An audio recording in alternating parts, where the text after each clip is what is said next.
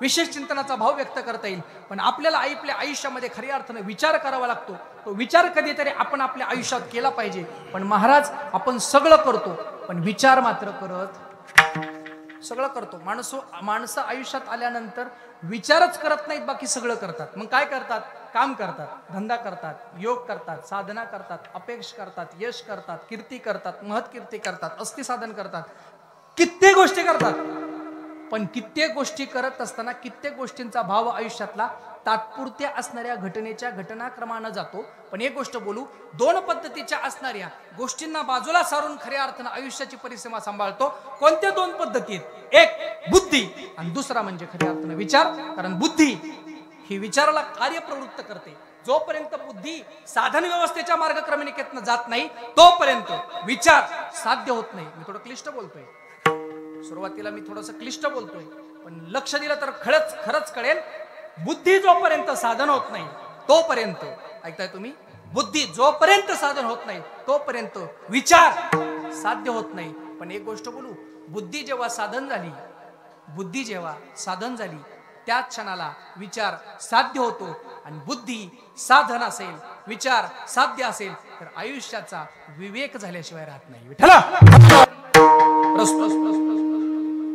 प्राप्त प्रसंगी कीर्तन रूपी सेवेकरता निवडलेला अभंग,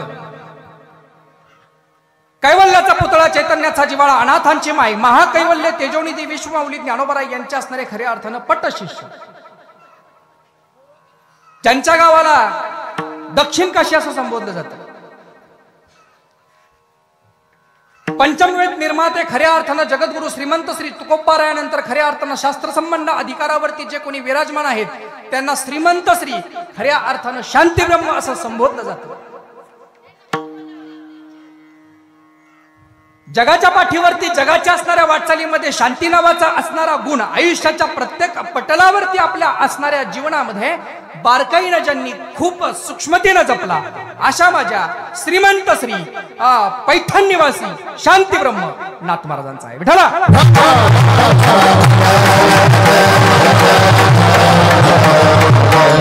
विचारावी विवेक दृष्टी, संत चरणी द्यावी मिठी, तेने चुके जन्म जरा, चुकवी 84चा फेरा। ऐका, श्रीमंत श्री जगद्गुरु असणाऱ्या तुकोबारायांच्या अधिष्ठान कलशावरती ज्यांनी खऱ्या अर्थानं सुंदरतेची रेखा उमटवण्याचं कार्य केले ते श्रीमंत श्री माझे नाथ महाराज। आजच्या अभंगाचे विशेष तत्परतेनं कार्यप्रबोधन मांडत असताना, अभंगाच्या दृष्टीने विचार मांडत असताना जगाच्या पाठीवरती जीवत्व देहाचा भाव आयुष्याच्या परिपूर्णतेला जात असताना, आयुष्याच्या पूर्ण विरामावरती आल्यानंतर एका उंचीवरती अस्थि कलशाच्या दर्शन मंडपात जावा इतक्याच माफक अपेक्षेनं जे चिंतन करतात ते चिंतन म्हणजे खऱ्या अर्थानं आजचा अभंग आहे। विठ्ठला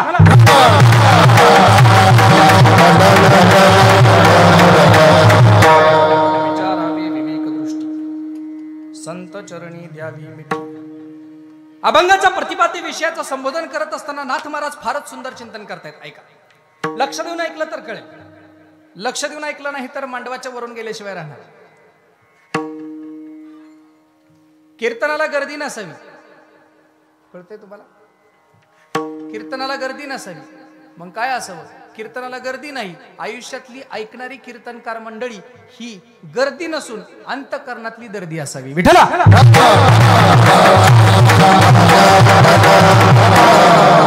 विचारावे विवेक दृष्टी, संत चरणी द्यावी मिठी, तेने चुके जन्म जरा, चुकवी 84चा फेरा। अभंगाच्या प्रतिपाद्य विषयामध्ये श्रीमंत श्री नाथ महाराज फार सुंदरतेने चिंतन करतायत।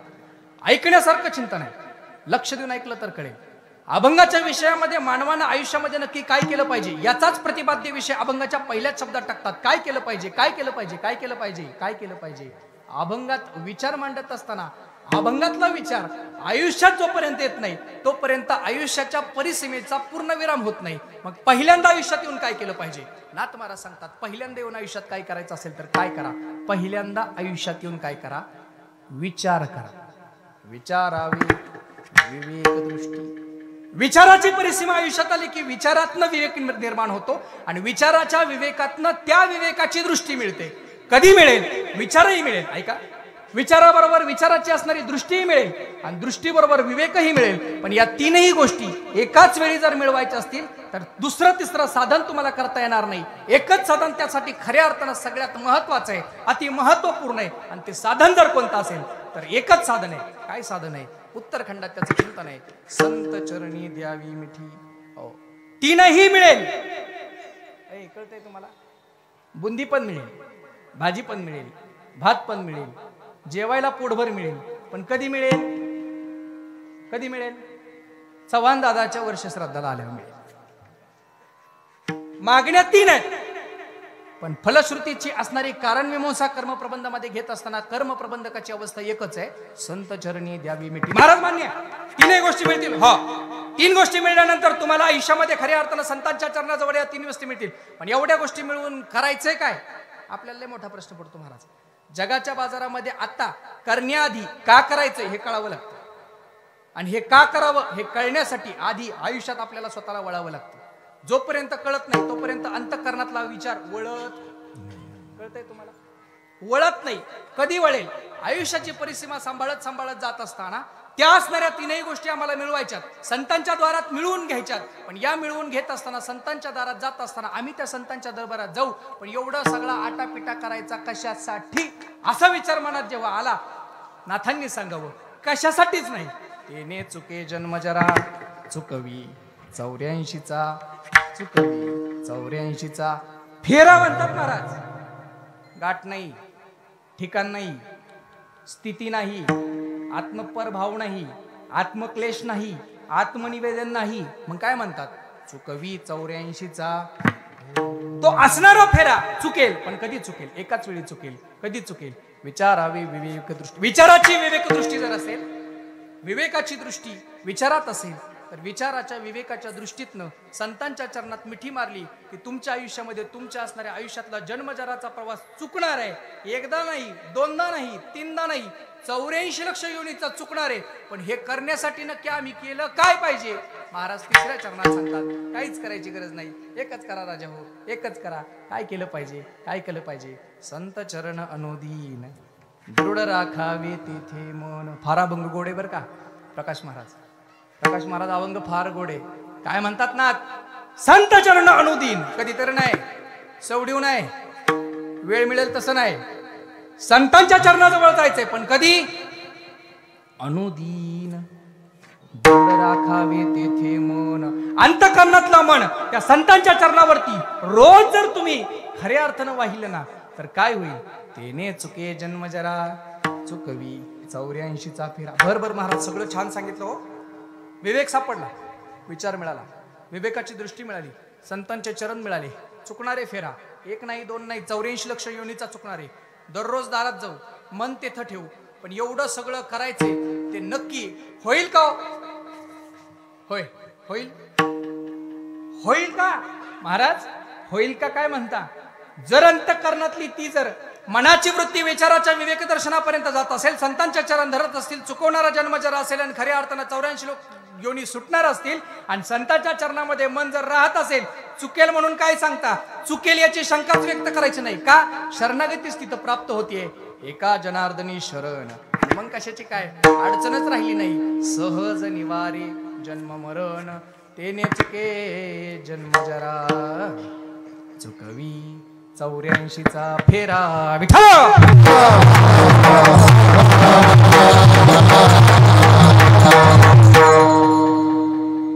अभंगाला धावता भावस्पर्श केला. आजच्या कार्यक्रमाचं आयोजन नियोजन या चव्हाण परिवाराच्या वतीनं आपल्या कुटुंबातल्या एका पितृचरणाच्या जाण्याच्या निमित्ताचं. आजच्या दिवसाला अनेक नाव आहेत. आजच्या प्रसंगाला अनेक दर्शनकार दर्शन भूमिकेमध्ये अनेक स्थितप्रज्ञ अवस्थेच्या असणाऱ्या निमित्तकरणाचं नावलेश करतात. कुणी याला वर्षश्राद्ध म्हणताय, कुणी याला पुण्यस्मरण असं म्हणताय. पण एक बोलू, हे वर्षश्राद्धही आहे, हे पुण्यस्मरणही आहे. पण याच्याही पुढचं एक शब्दांकन मला तुमच्या समोर मांडून जायचंय. हे वर्षश्राद्धही आहे, हे पुण्यस्मरणही आहे, पण खऱ्या अर्थानं आजच्या दिवसाला जर एखाद्या विशेष शब्दानं जर संबोधित करायचं जर झालं तर हे वर्षश्राद्ध आहे, मान्य आहे, हे पुण्यस्मरण आहे, हेही मान्य आहे. पण थोडं बोलू, हे वर्षश्राद्ध जरी असलं ना, हे पुण्यस्मरण जरी असलं ना, तरी हे सगळ्यात महत्वाचं आत्मतृप्ती दिनाचं कीर्तन आहे. विठ्ठला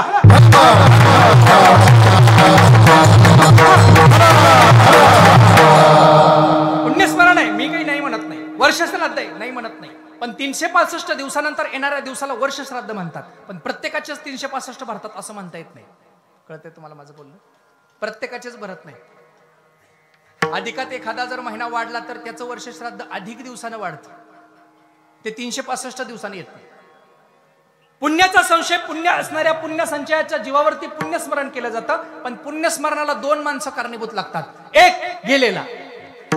माझ्याकडे लक्ष द्या, काय झालंय, थोडा माझा दोष आहे, मागचे पण थोडे आवरा, माझा एक थोडा दोष आहे, माझा दोष आहे असं मी मान्य करतो. जेवढी तुम्ही शांतता प्रदान कराल तेवढं माझं काहीसं चांगलं चिंतन तुमच्या अंतःकरणात उतरवल्याशिवाय मी राहणार नाही. गोंधळात कीर्तन करू शकत नाही. टाचणी पडली तरी टाचणी का पडली असा विचारणारा मी एक वक्ता आहे. टाचणी कळते ना?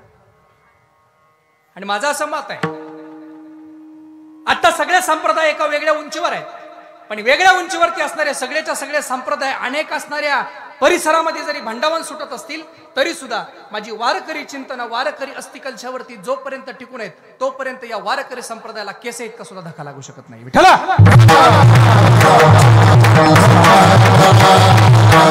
आपण जपायचे, हे आपलं कर्तव्य आहे.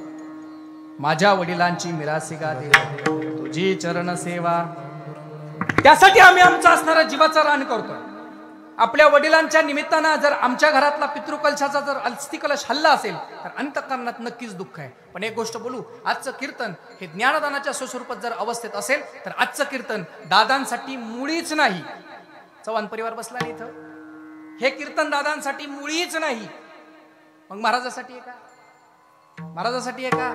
टाळकऱ्यासाठी आहे का? वादकासाठी आहे का?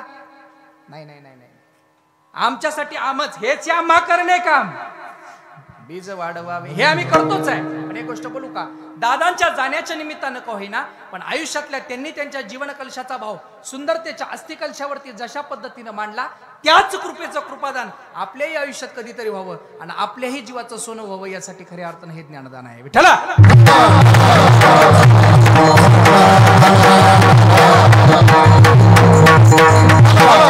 भूमिका मांडत असताना खऱ्या अर्थानं त्या असणाऱ्या अस्थिकलशाच्या दर्शन मंडपात असणाऱ्या चव्हाणदादांच्या वर्षश्राद्धानिमित्त खऱ्या अर्थानं माझं येणं आहे. मला वाटतं माझ्या वडिलांकडं सोनोडी आश्रम शाळेमध्ये या परिवारातल्या काही मुली शिक्षणासाठी तिथं होत्या आणि तत्संबंधानं या लेकरांना माझ्या वडिलांनी त्या काळामध्ये खऱ्या अर्थानं अध्ययन केलं आणि त्याचेच कुठंतरी ऋणानुबंध सापडत सापडत खऱ्या अर्थानं माझ्या लेकरांना ज्यांनी खऱ्या अर्थानं अध्ययन केलं, अध्यापन केलं, त्याच असणाऱ्या गुरुजींच्या असणाऱ्या मुलाचं कीर्तन आमच्या असणाऱ्या दादांच्या वर्षश्राद्धाच्या निमित्तानं असावं, ही एक गोड अशी संकल्पना या असणाऱ्या चव्हाण परिवाराच्या निमित्तानं मांडण्यात आली आणि खऱ्या अर्थानं त्या स्वरूप अवस्थेला मी मान्यता देऊन आजच्या असणाऱ्या कीर्तनाच्या निमित्तानं उभा आहे. अवघे 50-55 मिनिटं माझ्या हातामध्ये आहेत. अतिशय शांततेनं चिंतन जर ऐकलं तर मला तुमच्यासमोर काहीतरी चांगलं मांडता येईल, सुंदर मांडता येईल, विशेष काहीतरी मांडून तुमच्या जवळ काहीतरी एका विशेष चिंतनाचा भाव व्यक्त करता येईल. पण आपल्याला आपल्या आयुष्यामध्ये खऱ्या अर्थानं विचार करावा लागतो. तो विचार कधीतरी आपण आपल्या आयुष्यात केला पाहिजे. पण महाराज आपण सगळं करतो पण विचार मात्र करत पायावर कुराडा मारून घेण्यासारखे येऊच नाही. मी म्हणतो यायचं, कामधंदा सोडून, घरदार सोडून, प्रवास करून, डिझेल जाळून इथपर्यंत यायचं आणि इथं येऊन जर पारावर जर खऱ्या अर्थानं तंबाखूचा विडा मळत जर गप्पाच मारायच्या असतील तर घरीच नाही वय विडा मळावा. पण जर आलाच तुम्ही, ऐका, जर आलाच तुम्ही तर कुठंतरी विचार करा. आलाच तुम्ही तर कुठंतरी विचारानं बसा. आलाच तुम्ही तर कुठंतरी विचाराचं चिंतन ऐका आणि आपल्या आयुष्यातला एक विचार जर माझ्या असणाऱ्या कीर्तनाच्या निमित्तानं बदलला तर खऱ्या अर्थानं आमचं जीवन खऱ्या अर्थानं सार्थकी झालं. विठ्ठला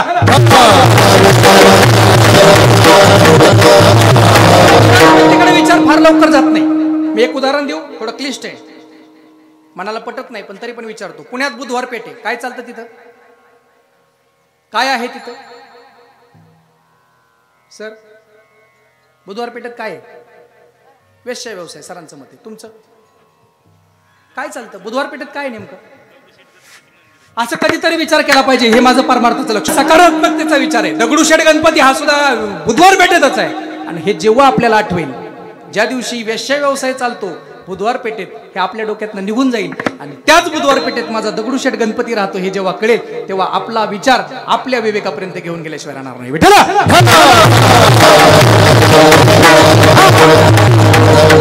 काय झालं? वरुण राजाचा 10वा मुलगा खऱ्या अर्थानं एका अस्थिकलशाच्या गादीवर होता.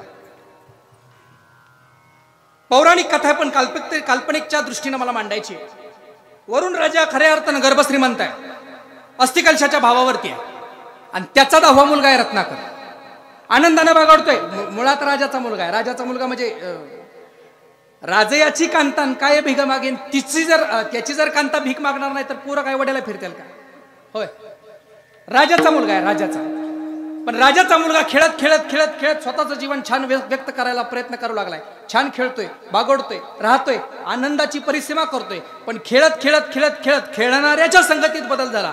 आणि खेळत खेळत वाड्यातली पोरं सुटली आणि खऱ्या अर्थानं गावगाड्यातली पोरं भेटली. वाड्यातली पोरं सुटून गेली आणि गावगाड्यातली पोरं भेटली. भेटत भेटत भेटत भेटत भेटत भेटत खऱ्या अर्थानं त्या असणाऱ्या विवेकी पुरुषाच्या अंतःकरणातला भाव कुठंतरी कमी झाला. आणि अचानक तो असणाऱ्या त्या कोळ्याच्या पोरात राहू लागला. कोळ्याच्या पोरात खेळू लागला, नाचू लागला, बागडू लागला. इतका रमला इतका रमला इतका रमला की आपण कुठून आलो हेच आपल्याला आठवत नाही. याच भूमिकेत स्वतःचं जीवन जगू लागला. कोण? वरुण राजाचा 10वा मुलगा, ज्याचं नाव काय आहे? रत्नाकर नाव आहे. खेळू लागला, बागडू लागला, सगळं करू लागला. पण एवढं सगळं करत असताना या विवेकी पुरुषाच्या अंतःकरणातला विवेक कमी झाला, कमी झाला. राजाचा मुलगा होता पण राजाचा राहिला नाही. हळूहळू हळूहळू प्रवास करू लागला. आणि प्रवास करत असताना त्या प्रवासाच्या दिशेनं मार्गक्रमण करत करत करत कोळ्याच्या पोरात राहू लागला. कोळ्याच्या पोरात खेळू लागला, कोळ्याच्या पोरात बागडू लागला. आणि मग कोळ्याच्या पोरात जर बागडणं असेल तर तिथं काही अध्ययन संस्कृताचं असेल का? तिथं काही पाठ गीतेचे असतील का? तिथं काही पाठ कुठल्या असणाऱ्या शास्त्र संपन्न अवस्थेचे असतील का? तिथं पाठ नाही, तो तिथं गाठ. पण सर्वसामान्याची नाही. कुणाची गाठ? येणाऱ्याला धरायचं, येणाऱ्याला मारायचं, येणाऱ्याला लुटायचं. आणि जेवढं काही त्याच्याकडनं भेटेल त्याच्यावरती आपली उपजीविका. राजाचा मुलगा आहे पण संगत, आयुष्यात संगत फार महत्वाची. महाराज, जगाच्या पाठीवरती संगतीनं माणूस घडतो. बोलू, संगतीनंच माणूस घडतो. पण संगत जर चांगली नाही मिळाली तर संगतीनंच माणूस बिघडतो. जोपर्यंत आपली संगत, पाण्याचा एकच थेंब आहे, एकच थेंब आहे. पण पाण्याचा एक थेंब सर्वसामान्य तहानलेल्या एका चकोर पक्षाच्या जर कंठात उतरला तर तो त्याची तहान भागवतो. कमळ्याच्या पानावरती पाहिला तर तो दवबिंदू दिसतो. पाण्याचा तोच थेंब जर गरम तव्यावरती पडला तर त्याची क्षणार्धात वाफ होती. आणि तोच थेंब जर खऱ्या अर्थानं स्वाती नक्षत्रात शिंपल्यात पडला तर त्याचा मोती होतो. पाण्याचा थेंब तोच, पण फरक फक्त संगतीचा आहे. विठ्ठला,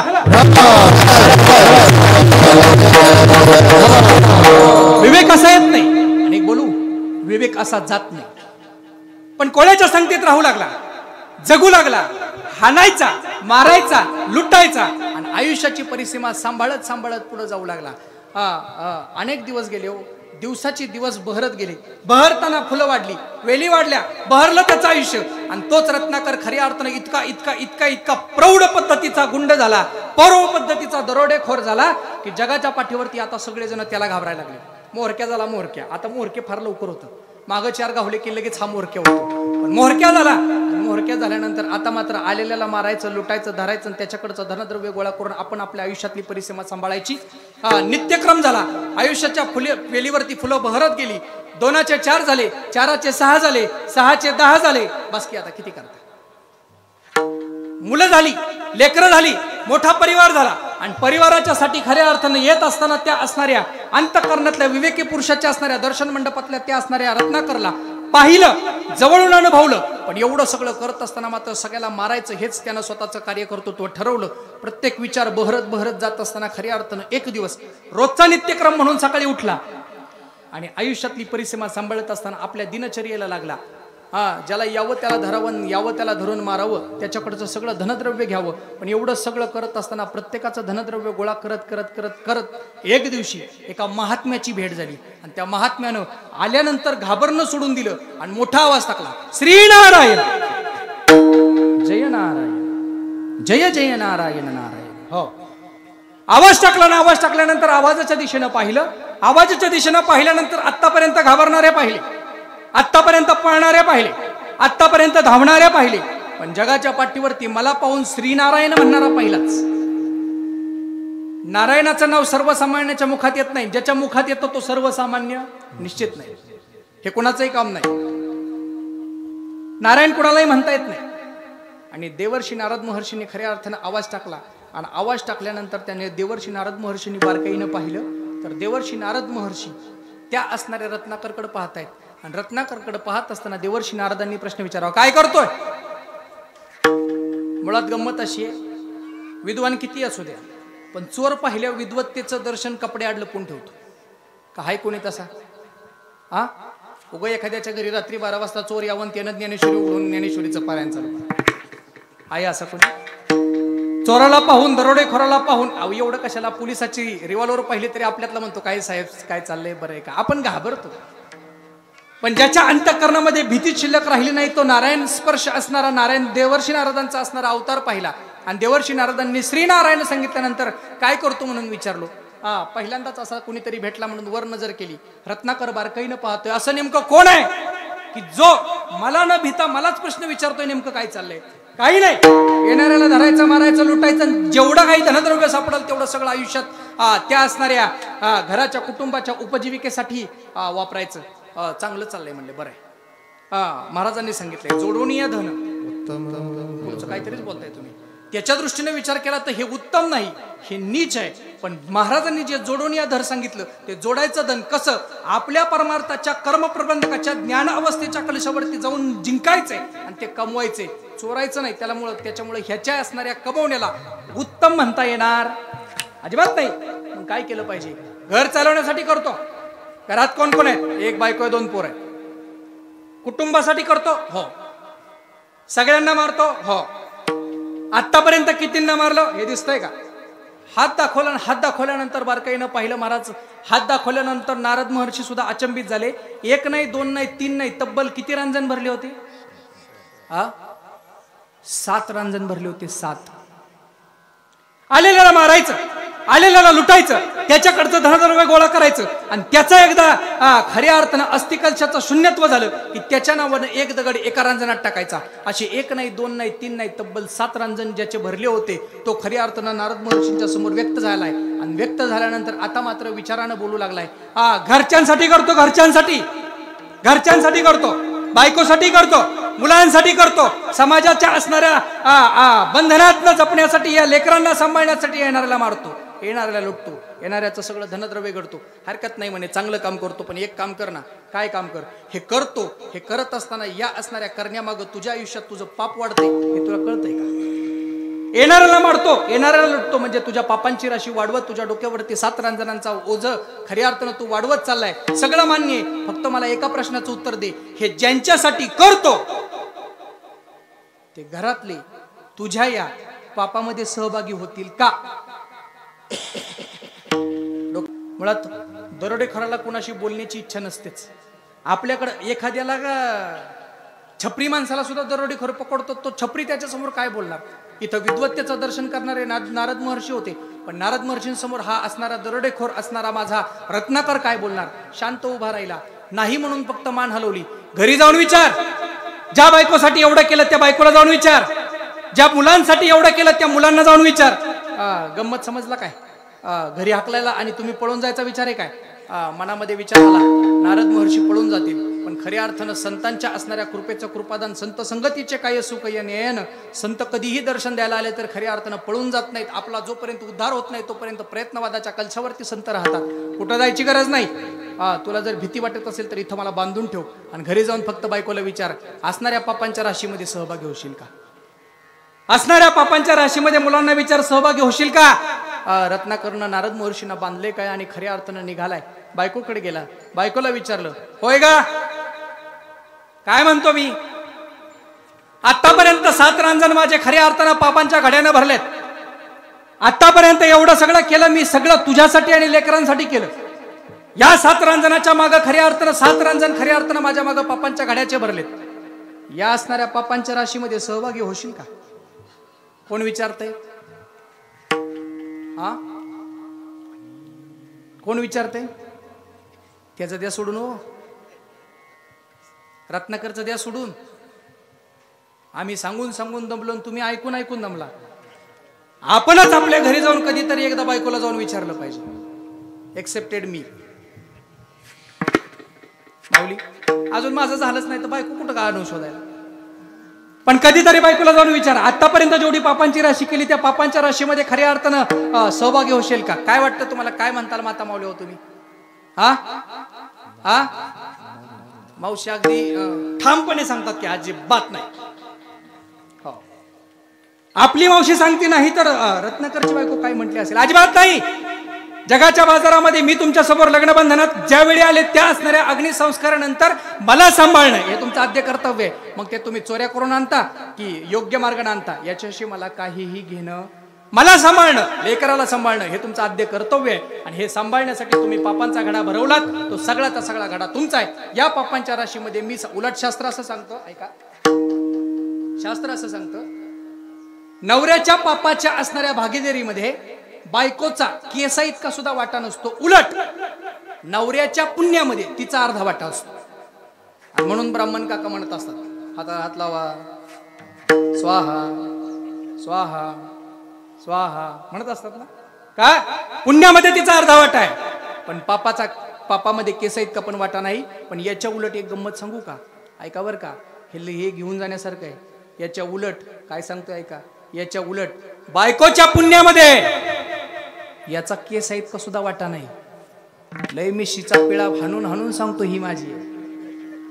पण बायकोच्या पुण्यामध्ये याचा केस इतका सुद्धा वाटा नाही. उलट ही तुझी धर्मपत्नी आहे आणि तू असताना ही धर्मपत्नी जर चुकीचं वागत असेल आणि पापांचा घडा भरवत असेल तर तिच्या वाट्यामध्ये याचा अर्धा वाटा आहे. विठ्ठला,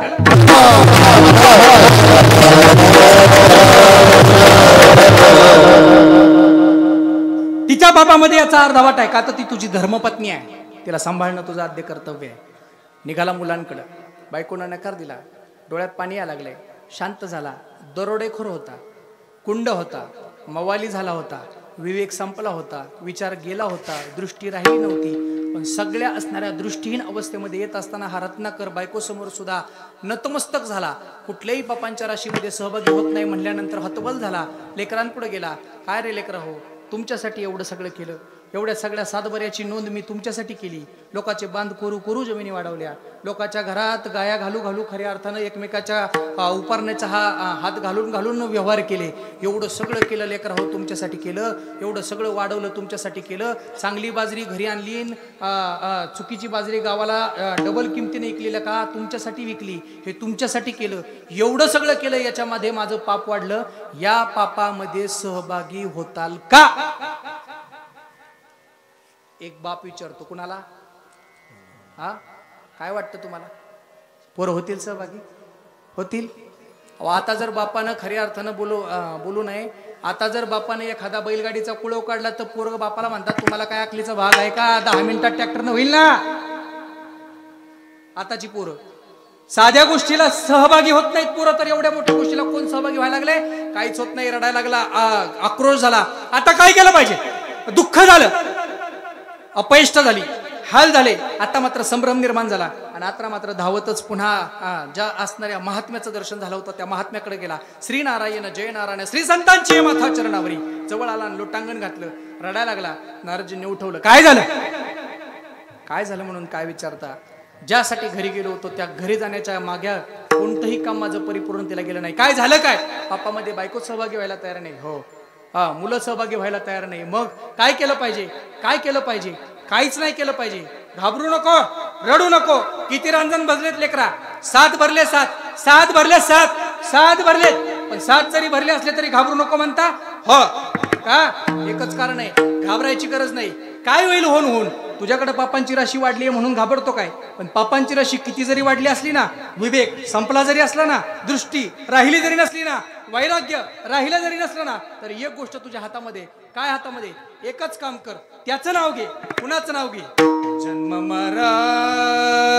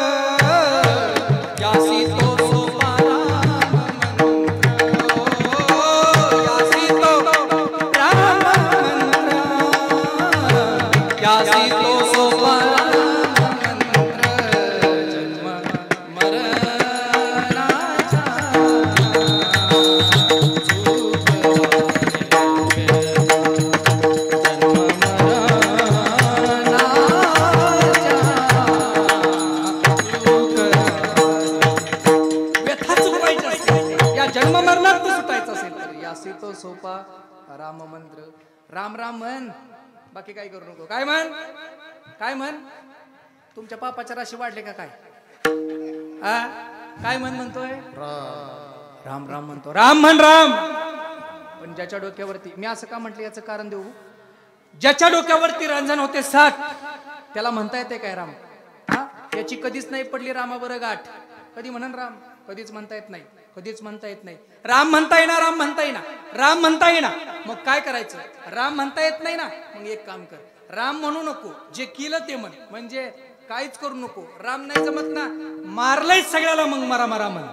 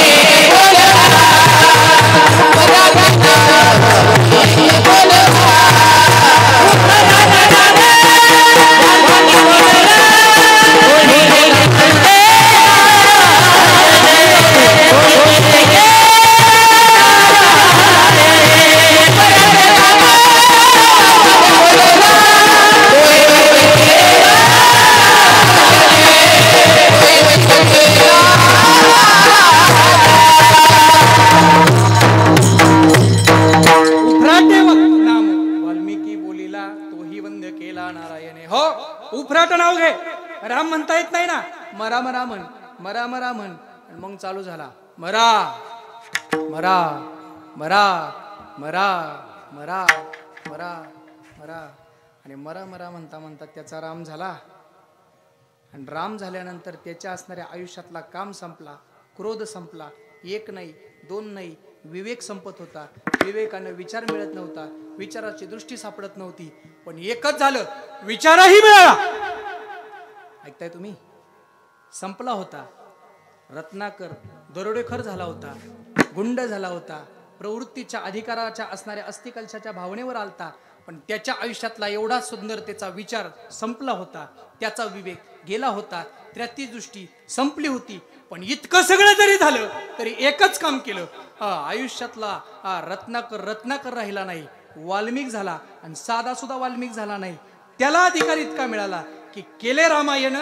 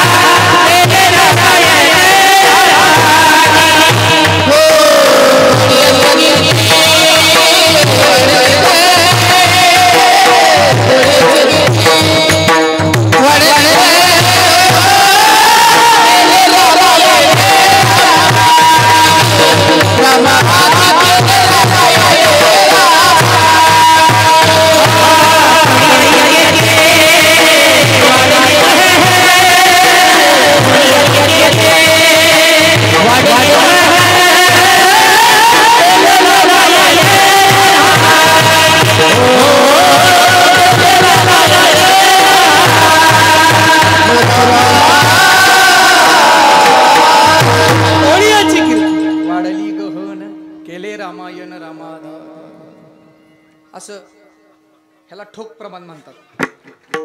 आपल्याकडे आता ठोक प्रमाण राहिली नाहीत, आपल्याकडे आडदांड प्रमाण. ज्याला जी आठवण तीच देते, महाराजालाच गमावते. हे असं झालं पाहिजे. कापणीला पीक आल्यावरच कापलं पाहिजे, जोहडाय आल्यावर जोडलं पाहिजे, मळाय आल्यावरच मळलं पाहिजे, पिशवीत बांधायच्या वेळेसच बांधलं गेलं पाहिजे. ज्या त्यावेळी ज्या त्या गोष्टी झाल्या तर त्या गोष्टीला किंमत असते. ज्या त्यावेळी ज्या त्या गोष्टीला झाल्यानंतर त्याच्या अर्थहीन असणाऱ्या अवस्थेला अर्थपूर्णता येते.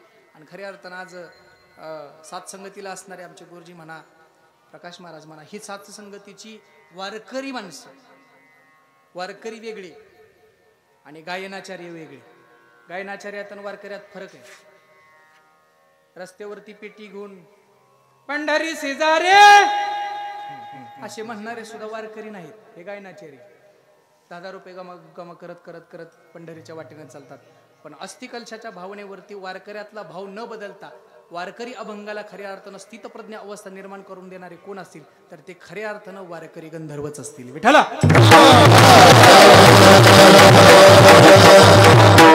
विचार गेला होता, ऐका, विवेक संपला होता, दृष्टी गेली होती. जोपर्यंत विचार नव्हता तोपर्यंत विवेक यायचं कारण नाही. विवेक नाही त्याच्यामुळे दृष्टी नाही, आणि दृष्टी नसल्यामुळे खऱ्या अर्थानं आयुष्यातला खऱ्या अर्थानं गुंड झाला, दरोडेखोर झाला, डाकू झाला. पण सगळं आलं, विचारही आला. ऐकताय तुम्ही, नीट ऐका. विचारही आला, विचारामार्ग विवेकही आला, आणि विवेकाबरोबर विवेकाची दृष्टी आली. पण महाराज, आमचा प्रश्न तुम्हाला आहे, एवढं सगळं मिळालं, पण या सगळ्या मिळण्यामागं सगळ्यात महत्वाचं, सगळ्यात महत्वपूर्ण कारण नेमकं कोणतं हो?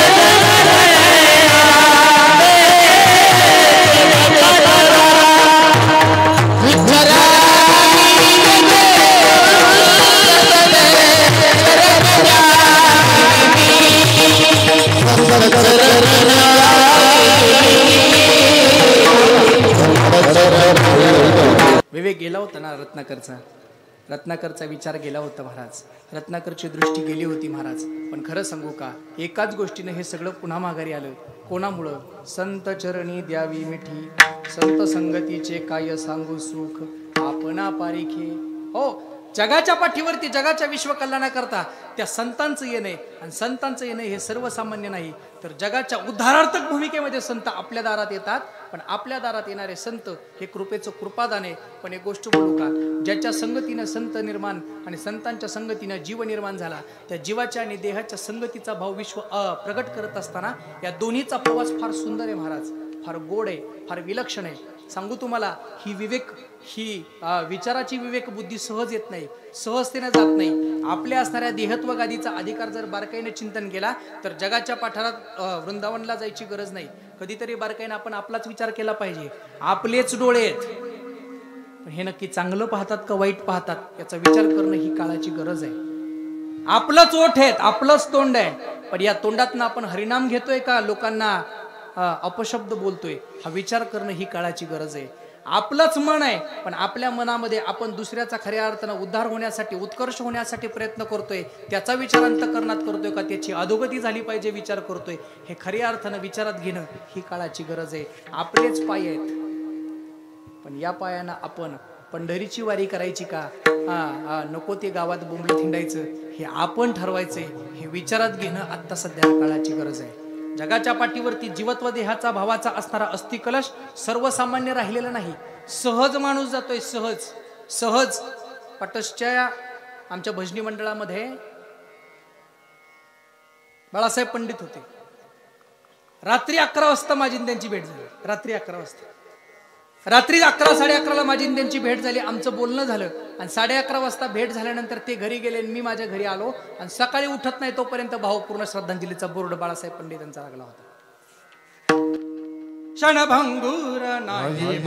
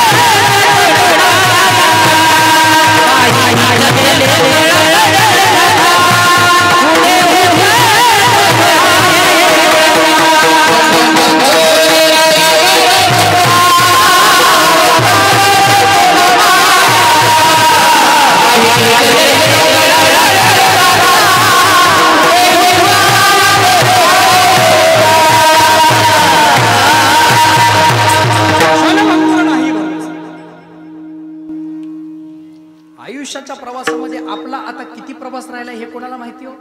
कोणाला माहिती आहे? आपला प्रवास इथून दौंडला गेलो तर दौंडून माघारी येईल का नाही हे सुद्धा माहिती. क्या भरोसा किस जिंदगी का, साथ देती नाही किसी का. कुणाची साथ देण्यासाठी, कुणाला सहकार्य करण्यासाठी हे आयुष्यातलं परिक्रमेचं आयुष्य राहिलेलं नाही. मी एक गोष्ट बोलू का, लोकांना वाटतं आयुष्य आमचं कुणीतरी ठरवलंय, पण माझं वाक्य असं आहे, तुम्हाला देवानं आयुष्य देत असताना, जीवनमान देत असताना हे दिवसावर दिलेलं नाही, वर्षावर दिलेलं नाही, महिन्यावर दिलेलं नाही, मग कशावर दिलं? दिवसावर नाही, महिन्यावर नाही, वर्षावर नाही, मग कशावर दिलं? मला वाटतं देवानं दिलेलं आयुष्य हे तुम्हाला श्वासांवरती दिलेलं आयुष्य. 2 लाख श्वास दिले, 3 लाख दिले, 4 लाख दिले, 5 लाख दिले आणि एकच स्वातंत्र्य आपल्याला दिले. ते दिलेले श्वास कसे वापरायचे हे तुमचं तुम्ही ठरवा. तुम्ही भांडण करता का? भांडण करता का तुम्ही? भांडण करता का? किती छान सांगताय, नाही करत अजिबात. नसलच करत तर मी उगाच बळच कशाला तुम्हाला म्हणून करताय. नसलच तुमची एखादी केस तुमच्या अंगावर तर मी तरी बळच कशाला तुमच्यावर केस घालतो. पण जर तुम्ही भांडण करत असाल तर मला एका प्रश्नाचं उत्तर द्या. एखादी आई एका माता माऊलीवर जर भांडत असेल तर हळू आवाजात भांडते का जोर जोरात बोलून? कशी भांडते? कशी भांडते? जोरात बोंबलून भांडते. जोरात बोंबलून भांडते का? तिला वाटतं मी ओरडले म्हणजे खऱ्या अर्थानं माझा राग व्यक्त होतोय. पण मला एक सांगा, बोलताना तिच्या तोंडातला आवाज बाहेर पडतो का तिचा श्वास बाहेर पडतो? धापा टाकत बोलते, धापा टाकत. बोलता येत नाही, शब्द बाहेर फुटत नाही तरी सुद्धा धापा टाकत बोलते. मला एका प्रश्नाचं उत्तर द्या. त्या भांडण करण्याच्या नादामध्ये त्या असणाऱ्या माता माऊलीचे श्वास वेळेपेक्षा, क्रियेपेक्षा जास्त प्रमाणात जात असते का नाही? हा, मग मला एका प्रश्नाचं उत्तर द्या. आपल्याला श्वासांचं गणक्रमिणिकेचं आयुष्य दिलं देवाने. कसे वापरायचे शांत संयमी आयुष्यामध्ये कुणीतरी आतापर्यंत 100च्या पुढं म्हणजे 100च्या पुढं जाणारा प्रत्येक माणूस हा महात्माच निघाला. त्याचं कारण हे मिळालेलं आयुष्य हे श्वासांचं आहे. कसे वापरायचे हे आपल्यावर ठरवले. एखादा सात्विक असेल तर शांत स्वरूपात दिवसभरात जर खऱ्या अर्थानं 72,000 श्वास लागत असेल तर 72,000चे 71,000 कसे होतील याचा विचार करतायत. म्हणून ते साधू महात्मे प्राणायाम करतायत, म्हणून साधना करतायत, म्हणून चिंतन करतायत. पण आपलं म्हणजे असं आहे 72 लागतात ना, 72च्या डबल जरी गेले तरी खऱ्या अर्थाने एखाद्याचा इंगा जिरवल्याशिवाय राहणार नाही. हे आपलं जीवन आहे. आपल्यातला असणारा हा भावनेचा खऱ्या अर्थानं मर्मबिंदू आहे. आणि खऱ्या अर्थाने याच्यामुळे आपल्या आयुष्यातली श्वासगमनीचं का आयुष्य आहे. पण एक गोष्ट बोलू का, कधीतरी कोणाच्या तरी संगतीत गेल्यानंतर या सगळ्या गोष्टींना कलाटणी मिळते. 1936 साली एक चित्रपट महाराष्ट्राच्या मातीमध्ये फार प्रसिद्ध झाला, फार प्रसिद्ध झाला. काय असतो विचार, काय असतो विवेक, काय असते विचाराची दृष्टी मला सांगायची. 1936 साली एक प्रदर्शित झाला चित्रपट, त्याचं नाव होतं संत तुकाराम. आणि त्या संत तुकाराम नावाच्या चित्रपटामध्ये खऱ्या अर्थानं महत्वाची तुकाराम महाराजांची भूमिका ज्या व्यक्तिमत्वानं सादर केली ते व्यक्तिमत्वाचं नाव म्हणजे खऱ्या अर्थानं विष्णुपंत पागनीस. विष्णुपंतांनी ही भूमिका सादर केली. पण सादर केलेली भूमिका इतकी सुंदर झाली, इतकी सुंदर झाली, इतकी देखणी झाली, इतकी लावण्यखनी झाली की जगाच्या बाजारामध्ये हा चित्रपट 365 दिवस थिएटरमध्ये लोकांनी जाऊन पाहिला. पिक्चर साधा सुद्धा नव्हता. महाराजांच्या आयुष्याचा चित्रपट हा महाराजांच्या आयुष्याचं चरित्र उलगडणारा होता. बरं काही नाही ऐकलं पाहिजे. सुंदरतेनं चित्रपट प्रदर्शित झाला. पण चित्रपट प्रदर्शित होत असताना त्या असणाऱ्या व्यक्तिमत्वाला, त्या विष्णुपंतांना एक अनुभूती आली. ती अनुभूती काहीशी विलक्षण होती, काहीशी वेगळी होती. अनेक वर्ष कला क्षेत्रामध्ये काम करत असताना विष्णुपंतांनी सुंदरतेनं दर्शन केलं. पण सुंदरतेनं दर्शन करत असताना त्या असणाऱ्या विष्णुपंतांनी, नाही ते तिचं भाग्य आहे, कीर्तनात कुणी येत नाही. मी एक वाक्य बोलू, तिला लक्षात ठेवा, ती मसोबासाठी जाणार नाही. विठ्ठला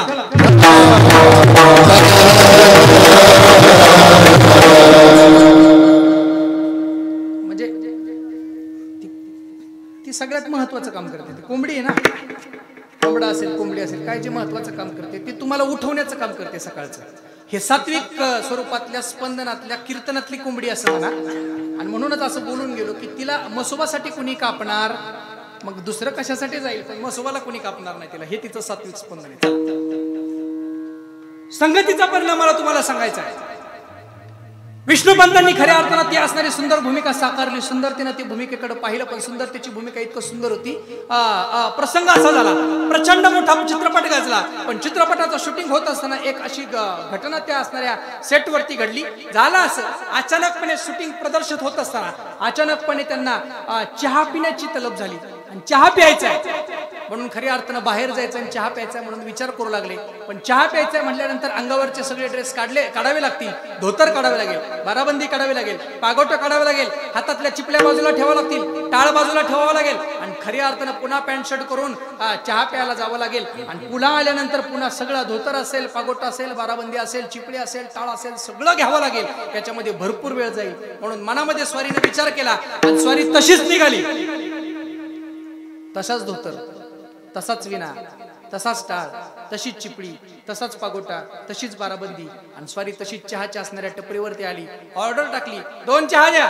चहावाला थरथरतच खऱ्या अर्थानं बाहेर आला. कारण धोत्रावरती चहा प्यायला पुण्याच्या गल्लीमध्ये येणारा हा पहिलाच त्याला दिसला. धोत्रावरती कुणीतरी चहा मागितले, विलक्षणतेचं दर्शन आहे. चहा हातामध्ये दिला, हातामध्ये चहा घेतला. पण चहा घेत असताना खऱ्या अर्थानं चहा आता ओठाला लावायचाच. तितक्यात 2 पुढच्या माणसानं खऱ्या अर्थानं या असणाऱ्या तुकाराम महाराजांच्या भूमिकेवर असणाऱ्या विष्णुपंतांना पाहिलं आणि आपल्या हातातला कप खाली ठेवला आणि आपल्या हातातला कप खाली ठेवून हातात कप असणाऱ्या विष्णुपंतांच्या पायाला दर्शन केलं. ही भूमिका, हे दर्शन घेणं कुठंतरी विष्णुपंतांना विलक्षण वाटलं, वेगळं वाटलं. हातातला कप थरथर कापायला लागला. ती 2 माणसं दर्शन घेतात म्हटल्यानंतर खऱ्या अर्थानं हे महात्मा कुणीतरी विद्वत्तेचं दर्शन करणारे असावेत, कुणीतरी योगी असावेत, जपी असावेत, तपी असावेत असं शेजारच्या 25-30 लोकांना वाटलं. आणि जसं या दोघांनी दर्शन घेतलं तसंच आजूबाजूच्या 25-30 लोकांनी या विष्णुपंतांचं दर्शन घेतलं आणि आता मात्र विष्णुपंतांच्या खऱ्या अर्थानं डोळ्याला पाणी आलं, डोळ्यात पाणी वाहू लागलं. हातातला चहाचा कप बाजूला ठेवला. त्या लहानशा लेकरानं ज्यानं चहा दिला होता त्याने विचारलं, विष्णुपंता चहा पोळला का हो? पोळला नाही चहा, अजून प्यालोच नाही रे. मग कशासाठी रडता? झालं काय, झालं काय, झालं काय? गेली 40 वर्ष झालं रे राजा. वाक्य फार महत्वाचं आहे. गेली 40 वर्ष झालं अनेक भूमिका साकारल्या, पण आतापर्यंत वाकून साधा कोणी मला रामराम सुद्धा केला नाही का? पण काय मी तुकोबारांचे ड्रेस घातले तर मला 25 जणांनी आता एका क्षणार्धात पायाला दर्शन घेऊन आले. ही भूमिका मला पाहायला मिळाल्यानंतर मला वाटतं आता फार मोठं विलक्षण आश्चर्य झालंय. माझ्या मनातला अंतकरणातला भाव असा आहे, नुसते कपडे तुकोबारायांचे घातले तर गावातले रस्त्यावरचे 25 जण माझ्या पाया जर पडत असतील तर तुकोबारायांच्या अभंगाचे विचार ज्यानं आचरणात आणले त्याला देवच काय, देवाचा बाप सुद्धा पुजल्याशिवाय राहणार नाही. विठ्ठल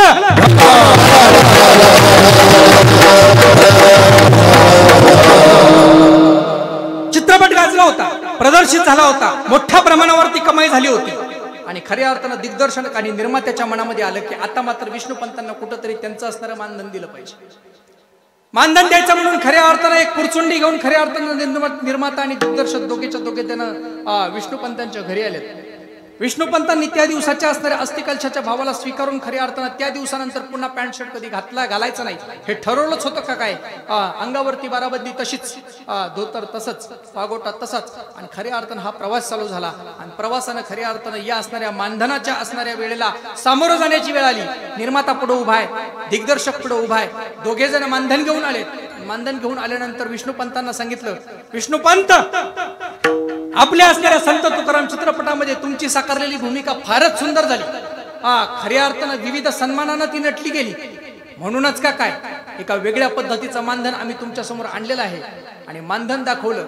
मानधन दाखवल्यानंतर विष्णुपंतांनी जसं मानधन पाहिलं तसं स्मित हास्य केलं आणि मानधन पाहून नकारार्थक मान हलवली.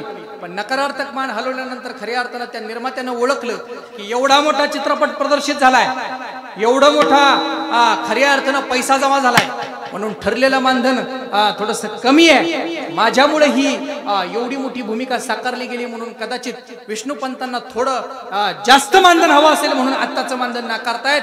पण विष्णुपंतांकडे पाहिलं, विष्णुपंत जो विचार तुमच्या अंतःकरणात आहे तोच विचार आम्ही आधीच जाणलाय आणि म्हणूनच का काय जेवढं मानधन ठरलं होतं त्याच्या डबल मानधन तुमच्या पुरचुंडीत दिलेलं आहे.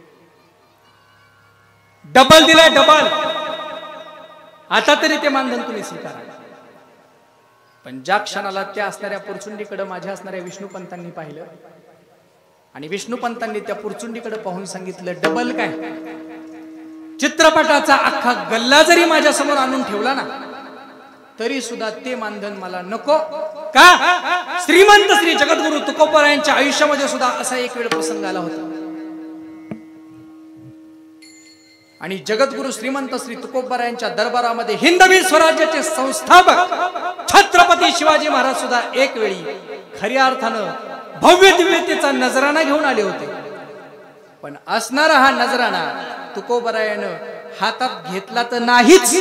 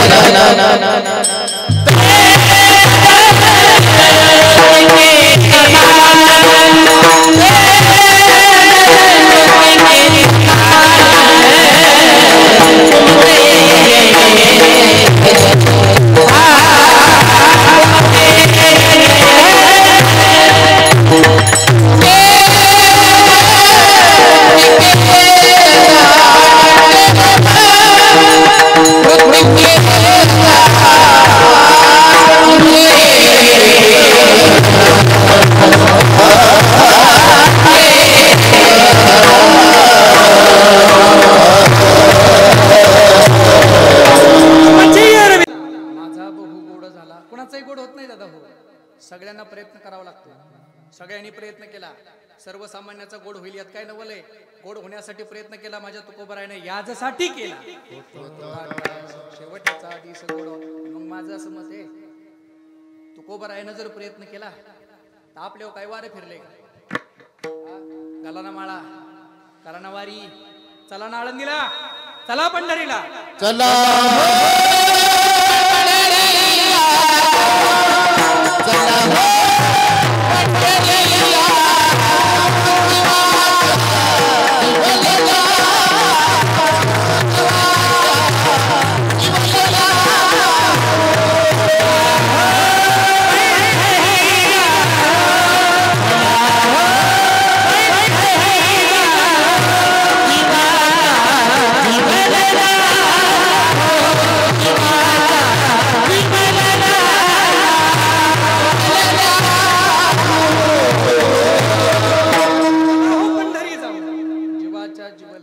कशासाठी जायचंय?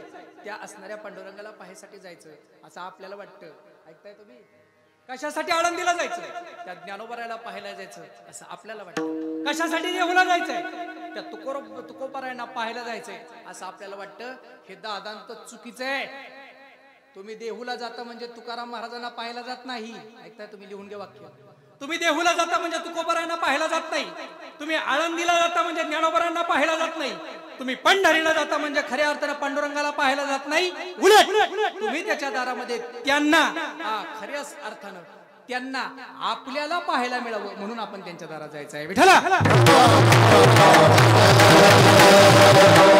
त्यांनी आपल्याला पाहिलं, जगाच्या बाजारामध्ये आपल्या असणाऱ्या जन्म मृत्यूच्या 84 फेऱ्यातनं आपण मुक्त होऊ. हेच दुसऱ्याच्या